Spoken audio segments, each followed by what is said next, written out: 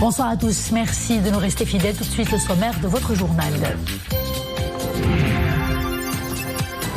À compter du 28 courant, 3,5 millions de Marocains vont bénéficier de la première tranche de l'aide sociale directe. Annonce faite par le chef du gouvernement au début des travaux du Conseil de gouvernement. La réforme du système éducatif et la résilience du Maroc face au séisme d'El Haouz ont été également évoqués par Aziz Arnouch. Les détails dès le début de ce journal. Filière clémentine, la pénurie de l'eau a impacté la production, la qualité et le volume du fruit. Pour mieux gérer la situation, les aides sont accordées aux professionnels par la tutelle. Nous suivons un reportage à Berkane où la clémentine est mondialement appréciée grâce à ses qualités gustatives. Et puis cap sur la cité des Alizés et Saouira où la magie des fêtes de fin d'année opère dans tous les établissements hôteliers de la ville. Décoration spéciale, offres promotionnelles, les professionnels ne lésinent pas sur les moyens pour doper leur chiffre d'affaires et satisfaire une clientèle en quête de convivialité. Bonsoir, environ 1 million de familles, soit l'équivalent de 3,5 millions de Marocains répondant au seuil d'éligibilité requis au registre social unifié vont bénéficier à compter du 28 décembre courant de la première tranche de l'aide sociale directe. Annonce faite aujourd'hui par le chef du gouvernement au début des travaux du Conseil de gouvernement tenu aujourd'hui à Rabat. Aziz Arnouch a également évoqué la réforme du système éducatif et la résilience du Maroc face à l'effort de reconstruction et de réhabilitation des zones frappées par le séisme d'El Haouz. Les développements en compagnie de Boubkar Ben Khabret. Environ 1 million de familles répondant au seuil d'éligibilité requis du registre social unifié, soit l'équivalent de 3,5 millions de Marocains, a rappelé le chef du gouvernement, bénéficieront de la première tranche de ce soutien financier. La valeur de ce soutien ne sera pas inférieure à 500 dirhams par famille, quelle que soit sa composition, après que ces familles auront déposé leur dossier avant le 10 décembre et que leurs dossiers auront été traités. Le reste des familles qui ont déposé leur dossier après la date susvisée recevront les versements de décembre et janvier à la fin du mois prochain. La porte de dépôt des dossiers reste ouverte aux familles répondant au seuil d'éligibilité afin de bénéficier à l'avenir du soutien social direct. Le gouvernement, selon Aziz Arnouch, a reçu à travers le portail électronique www.asd.ma depuis son lancement début décembre et à ce jour, plus de 1,9 million de demandes, notant que ce nombre ne cesse d'augmenter quotidiennement. Et de souligner que 2023 représente une année charnière dans le processus de mise en œuvre des chantiers de l'État social et de mise à disposition des ressources financières pour assurer leur pérennité. Généralisation de l'assurance maladie obligatoire, aide sociale directe destinée aux familles en situation de pauvreté ou de précarité, et aide pour l'acquisition du logement principal. Nous avons veillé à créer un climat de confiance avec cette catégorie en améliorant sa situation financière, chose que reflète l'accord du 10 décembre courant et l'octroi d'une augmentation mensuelle nette et générale des salaires de 1500 dirhams minimum, la plus importante dans l'histoire du royaume qui va coûter aux finances de l'État plus de 10 milliards de dirhams par an.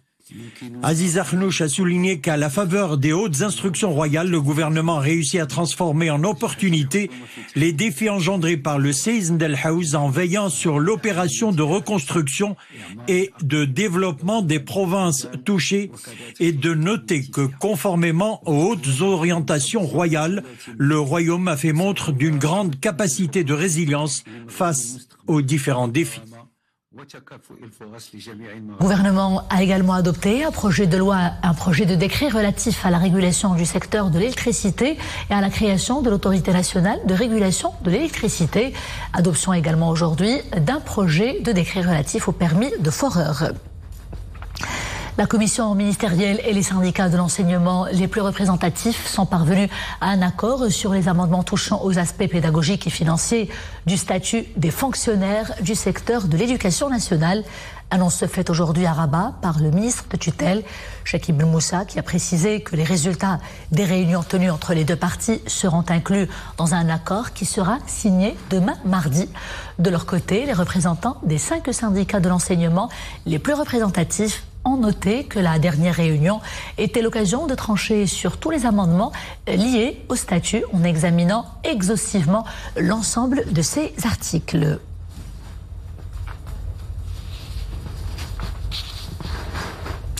La clémentine, un petit agrume d'hiver très apprécié des consommateurs. Chez nous, la consommation annuelle dépasse les 600 000 tonnes. Différentes variétés sont cultivées au Maroc. La rareté des précipitations n'est pas sans conséquence sur la production et sur la qualité de ce fruit émanant du croisement entre le mandarinier et l'oranger. Rachid Latiabi et Boubkar Ben-Ghabret. Elles ont certes conservé leur couleur, mais avec moins de jus cette saison. Le manque de précipitations a lourdement impacté ce fruit. C'est la deuxième année consécutive que la récolte est en berne. L'impact sur la production est considérable avec des calibres réduits de moitié cette saison. Un fort stress hydrique touche la région. En cette période difficile, nous recevons l'aide du ministère de l'Agriculture pour mieux gérer la situation.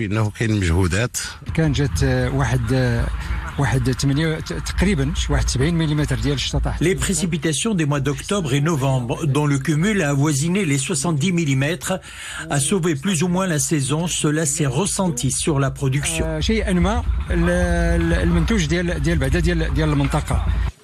Le calibre 1, c'est-à-dire le gros volume, ne représente que 5% de la production cette année.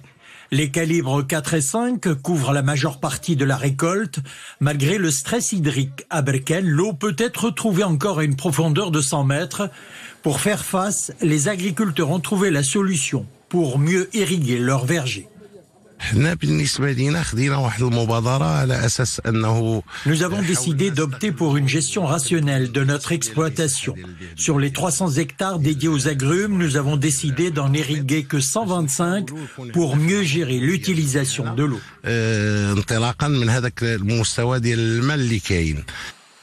À la station d'emballage, des centaines d'ouvrières travaillent à plein régime pour préparer le fruit à l'exportation sous le label Berkane d'Or. Nous respectons les normes internationales en matière de traçabilité et de certification.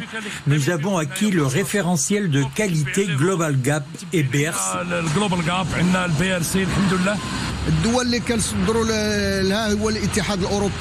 Nous exportons nos clémentines vers l'Europe, la Russie, le Canada et les États-Unis. La clémentine de Berkane est très appréciée partout à travers le monde.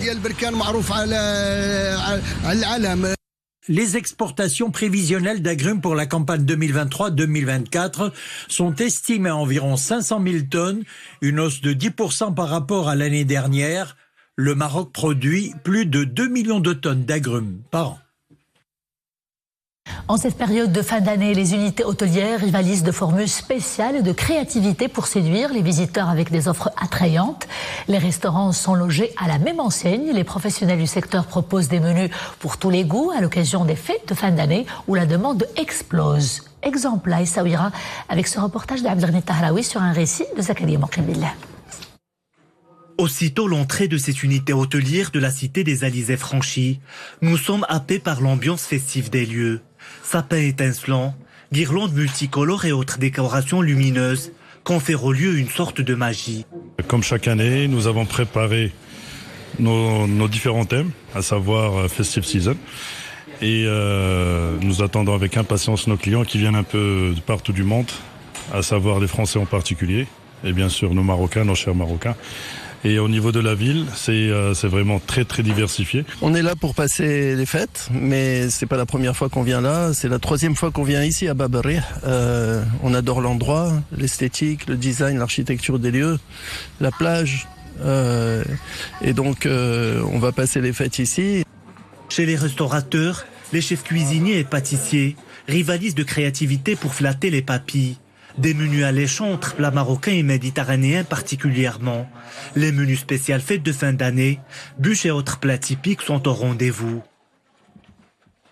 On travaille avec du poulet fermier, on va faire des recettes avec un poulet au gambas qui est magnifique pour les fêtes. Voilà, on a fait des efforts sur les desserts pour offrir un repas de Noël et un repas du jour de l'an un peu plus festif que le reste de l'année. Chaque année, en cette période à Essaouira, les réservations sont exponentielles. La cité des vents, réputée pour son calme et sa sérénité, connaît une effervescence extraordinaire, ce qui n'est pas pour déplaire aux professionnels du secteur qui réalisent des performances en termes de chiffre d'affaires. Actualité internationale à présent, au 80e jour du conflit qui n'offre aucun répit aux civils palestiniens. L'armée israélienne a massivement bombardé hier pendant la soirée de Noël et aujourd'hui encore la bande de Gaza par air, mer et terre également. Et des violences qui se poursuivent malgré les appels pressants et incessants à un cessez-le-feu. Depuis le Vatican, le pape François a dénoncé dans son traditionnel message de Noël, je cite, une situation humanitaire désespérée en appelant une nouvelle fois à la libération des otages et à un cessez-le-feu immédiat. L'armée de l'air ukrainienne a rapporté aujourd'hui une nouvelle attaque nocturne de drones russes. Les forces de Kiev affirment avoir abattu 28 des 31 engins tirés. Cette attaque a visé les régions méridionales d'Odessa, de Kherson et de Mykolaiv. L'Ukraine bombarde de son côté régulièrement les régions russes frontalières ou des villes sous occupation russe. Les Ukrainiens, majoritairement orthodoxes, célèbrent pour la première fois Noël le 25 décembre de manière synchrone avec le monde occidental et non plus le 7 janvier comme avant et comme le veut la tradition des Russes orthodoxes. C'est un signe de défi vis-à-vis de Moscou. Les pluies torrentielles qui se sont abattues sur l'Allemagne risquent de provoquer de fortes inondations.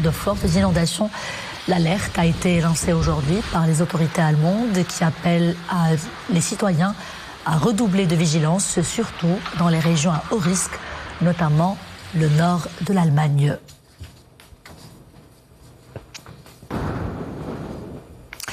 Une unité combattante de la Marine royale a porté secours cette matinée au large de Mohammedia à un total de 43 subsahariens candidats à l'immigration irrégulière, dont 17 femmes, 4 enfants et 2 bébés. C'est ce qu'indique un communiqué de l'état-major général des forces armées royales. Les personnes secourues ont reçu les premiers soins à bord de l'unité de la Marine royale avant d'être ramenées saines et sauves au port de Casablanca et remises ensuite à la gendarmerie royale pour les procédures administratives d'usage.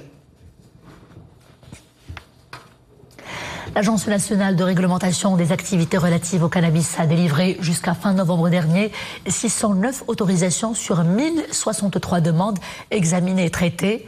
Dans le détail, 430 autorisations ont été accordées au profit des agriculteurs pour l'activité de culture et de production et 179 ont été octroyés pour des activités de transformation, dont 47 à des fins industrielles, 7 à des fins médicales, 51 autorisations à des fins commerciales, de commercialisation, 54 à des fins d'exportation, 17 à des fins d'importation des semences et 3 à des fins de transport.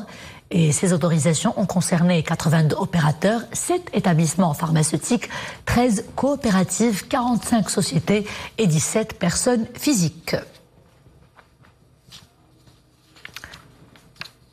Préservation de l'anguille, le Maroc a été félicité pour ses engagements. Les progrès importants que le Maroc a accomplis dans la mise en œuvre de la Convention sur le commerce international des espèces de la flore et de la faune sauvage menacées d'extinction ont été vivement salués lors de la 77e session tenue récemment à Genève, en Suisse.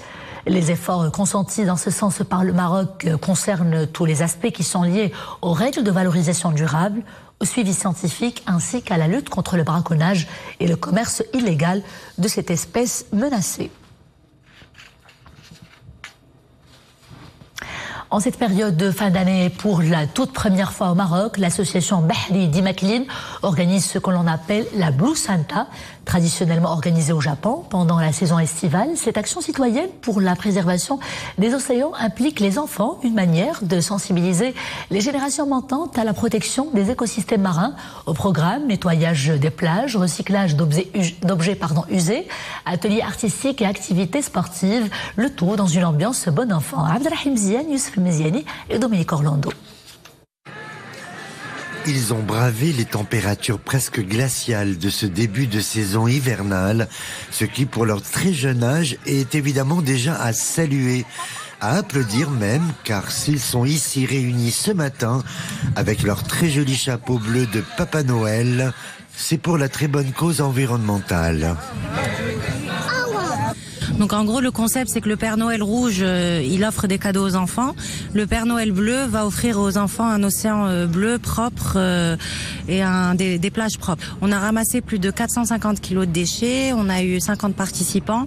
Donc on est super contents et on espère justement pouvoir continuer à sensibiliser les personnes à la protection de l'environnement et à l'importance de la protection justement de la mer. 450 kg de déchets, soit près d'une demi-tonne, alors que l'on est encore à de longs mois de la saison estivale. C'est dire combien il est important de poursuivre l'effort de déblayage et de sensibilisation, en s'entourant si possible de personnalités influentes et engagées. Tout simplement déjà être athlète de haut niveau, il y a le mot responsabilité pour un athlète, donc il montre l'exemple. Les jeunes, il inspire beaucoup de jeunesse et il passe des messages forts. Donc dans le mot responsabilité, étymologie veut dire répondre d'eux, et on doit répondre de quelque chose quand même au-delà des tatamis, des terrains de foot ou peu importe. Donc voilà, là c'est une mission, je les appelle l'association Paris, je les appelle les gardiens de la planète. Voilà, tous ces jeunes, en plus c'est vraiment des jeunes moins de 19 ans, ils étaient là, des jeunes filles, des jeunes garçons qui sont venus avec leurs parents des fois ou leur famille venir ramasser tout simplement les déchets. Et j'ai trouvé ça juste extraordinaire, et en fait il n'y a pas d'autre choix que venir y contribuer. Faut-il donc pour cela le faire de façon continue et prolongée tout au long des 4 saisons, soit quasi au gré des marées hautes et des marées basses qui sont, comme chacun sait, propres au rythme de tous les océans. Et c'est la fin de ce journal. Merci d'avoir été des nôtres. Je vous dis à demain, toujours avec grand plaisir. D'ici là, portez-vous bien.